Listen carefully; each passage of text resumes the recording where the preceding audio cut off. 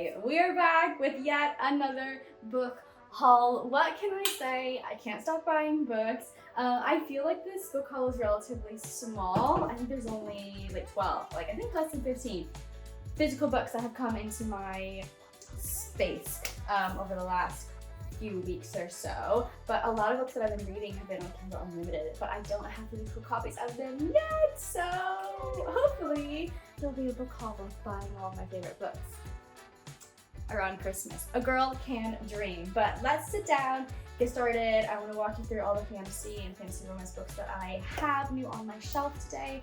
My name is Ragan. If we have not met before, I talk about fantasy romance that we have met before. Hey, welcome back. Tell me who your favorite shadow daddy of the moment is. That's my puppy crying for attention. It's your 10th birthday, isn't it? It is your 10th birthday. Should we say happy birthday, Rhaenyra? Oh, happy birthday. Mommy's gonna take you to the pet store later when Daddy gets back, and we're gonna go pick out a present, okay? Thank you. I love you so much. You're my best friend. All right, let's sit down. Okay, let's sit down, have a cup of coffee, talk about these new books. This first one is really special because it's from my mom. She actually went to this author's event in St. Louis, Missouri, got this book signed for me, and it came with a couple of bookmarks. And it came with a sticker, which is "That bitch took my soap." So if you know that line, it's the first line in Trial of the Sun Queen. So I got the third book signed to me from Nisha J. Tooley. This is her new book, Fate of the Sun King. This follows lore after her trials and events in the previous two books. This book one, the yellow one, was like my favorite book that I read in 2022. And it was 2022, I think, or it was like early 2023, I don't know, but these two books were like favorites of all time. They are fae, it's fantasy romance, lots of fun things going on. I definitely need to do a catch up before I dive into book 3, but I remember that there's lots of betrayals and trials and love and enemies to lovers, and there's also a good family dynamic. And this is like floppy now because she's been picked up traditionally, so my indie covers and like books are all different, but that's okay. There will be a 4th book, and I think it's like Trial of the Heart Queen. I don't know, but that one's not out yet, so I am excited to read this. Hopefully we'll get to it this August. This next book I did not need to buy, so that meant I bought it anyway. I saw it in the like buy one get one half off sale at Waterstones, and I had to get it to complete my collection, and that is the exclusive Waterstones edition of A Curse for True Love, the paperback version. Yeah, so this has like exclusive quotes and inside kind of bookmark flaps. Like these are bookmark flaps, right? I'm never really sure, but it's super beautiful. It has a little bit of foiling at the top. This, if you're curious, looks like this is a set, all 3. Annoyingly, like my love for color and order would have chosen this 3rd book's color to be 2nd, so it makes a rainbow, lightest to darkest, but for whatever reason they've chosen to put blue after purple, dark blue after purple, but whatever. So now I just need the normal paperback edition of this book, which is in pink, to complete my normal paperback set. So when I see that on sale, I will pick that up. And then I got this book from Harrods. I hadn't heard of this one before. I don't know if it's because I've kind of like been off the grid, off Bookstagram and BookTube for like a good month now, just like busy with life things. So when I saw this at Harrods, every other book I saw was one that I knew. So I don't know if like this is popular right now or what, but I hadn't seen it before. And it's called Beautiful Villain by Rebecca Kenny. Luxurious, Deadly, Eternal. Nisha J. Tooley actually is quoting it on the back here. The heat, the decadence, the vampires. Beautiful Villain has it all. So I'm hearing vampires, I'm hearing fantasy romance, and actually I did not know until after I purchased it. It has a little bit of cover art on the inside, and it was not marketed, but it is signed by the author, so I hope that I really enjoy this. I think that this might be an urban fantasy, but I'm gonna try to go into it a little bit blind. I do think it's possibly a Great Gatsby twist of a story. Yeah, if you've read this book or heard about it, let me know what you think. Do you see that I'm dripping sweat? Honestly, I say it in every video, so I apologize for being a broken record, but there's no air conditioning in homes in the UK, and like I can't open the windows or put fans on in my video because I'm not very good at sound editing, so we're just gonna have to suffer. I'm gonna suffer. Hopefully you're not suffering. Eventually I'll get amazing audio, but anyway, the next was a little gift from my husband. He got these in like a bundle deal, and it's something that I've just always have known about, but never really known like what the hype is. I've never watched the TV show, so it's on my agenda to watch the 3 seasons and read the 3 books, and that would be A Discovery of Witches by Deborah Harkness. I know that this is a vampire and witch romance.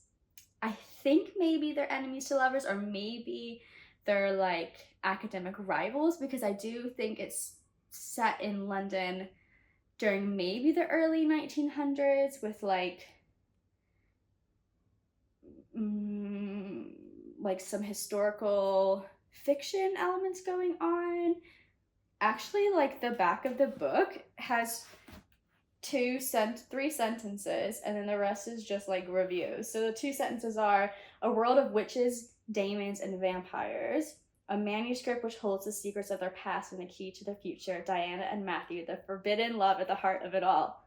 So they're really not giving me much to go on here. I'm excited to read this. I'm thinking, you know, September, October time to binge these. If you read this series, do let me know down below what you thought of it. Speaking of being in London, I live in London. I found this book. It's set in London. I was never going to pick it up because I didn't finish the 3rd book in the previous trilogy because I was struggling with it. Book 1 was a like favorite when I came back into reading after my concussion trauma, and I loved book 1. But I saw this on clearance, and it's signed, and it's hardback, and I'm like, maybe I need to give it another go and just move into this book. And that would be The Fragile Threads of Power by V.E. Schwab. So it is signed. This takes place after the Darker Shades of Magic trilogy.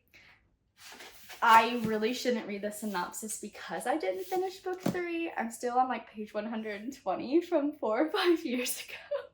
I think it was 4 years ago. I was reading A Darker Shade of Magic when I started this booktube channel. So that might have been one of the first books I ever reviewed. Let me know if I should finish that book before diving into this. If you read it, like, was it worth it? Also, is this going to be a trilogy? Like, is this just a standalone extension? I'm not sure, but I'm happy to have it on my shelf. Annoyed that it's taller than the other books, but what are we to do about that?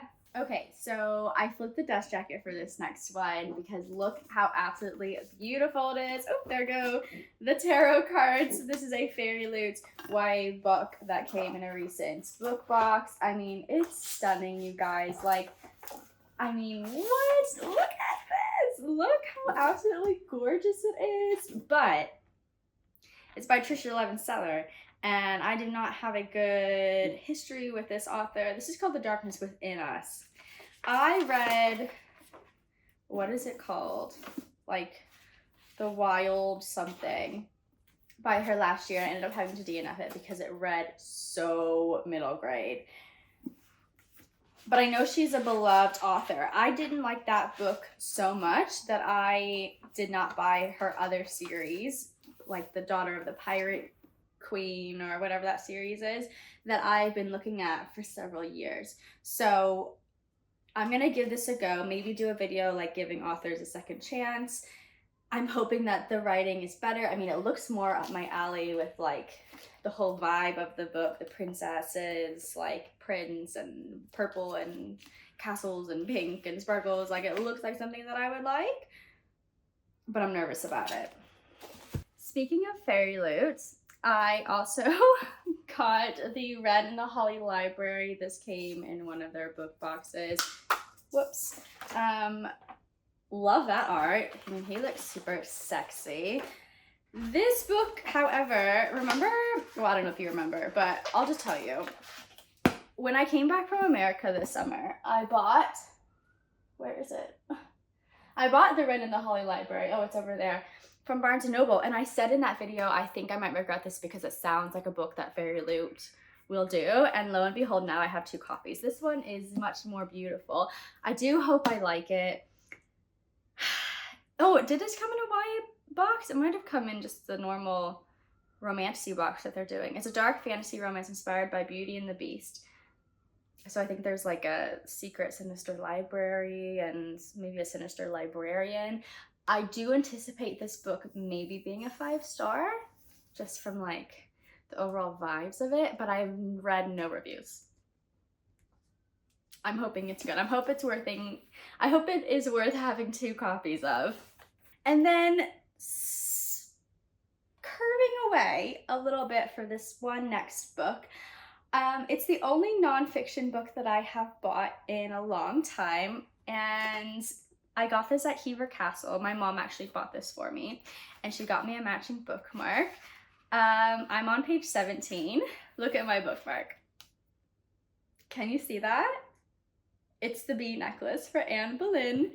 This is called The Boleyn Papers, and it's by Elizabeth Norton, and I absolutely love the way that she's telling all of these facts. She's a very good style of writing and like storytelling presence to her factual work, because I feel like reading a nonfiction book can be really dull and like, blah, you know, but I learned so much at Hever Castle, where Hever Castle was the seat of the Boleyn family's home, and this book goes through all of the documents and has all of the letters that are known between Anne and Henry during their courtship. And I learned in this book that only Henry's letters survived because I believe it was Cardinal Wolsey. He stole them from Anne to like, he like wanted her off the throne. He stole them from Anne and took them to Rome, and they were found, I think in the Vatican, if I remember correctly, like in the archives, because like they left the Catholic Church, right? Started the Church of England. There's that whole religious reformation going on, and she's at the heart of it. So his letters survived purely because this man had evil intentions and like wanted to destroy Anne. But her letters to him did not survive because Henry like probably threw them all in a fire and destroyed them after he had her beheaded and married his next queen. So reading his letters to her is, talk about love bombing, and like,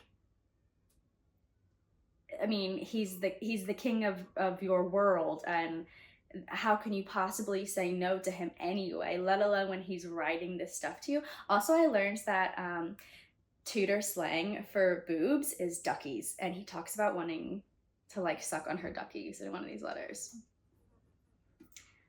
I'm only 17 pages in. I'm excited to continue on with this. Okay, this next book I don't think I've hauled. If I have hauled it, I apologize for sharing it again, but I'm going to talk about it anyway. Regardless, it's a new book on my shelf. It's called When the Moon Hatched by Sarah A. Parker.